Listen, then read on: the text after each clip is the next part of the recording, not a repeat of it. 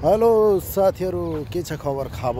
हामीहरु चाहिँ अब ठ्याक्क बर्दुबी आइपुग्यो है। यहाँ हाम्रो एकजना साथी हुनुहुन्छ कमरेड लीलबहादुर।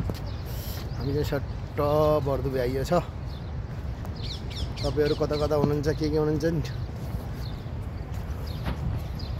अनि ल हेर्नुस्, पार्क हैन क्या दामी छ के। ल हेर्नुस् बर्दुबी।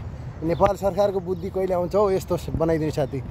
जति गर्मी भए पनि छोडिन्न के आउन बर्दुबी त साथीहरु। रङ्के पनि आइन्छ अभी त।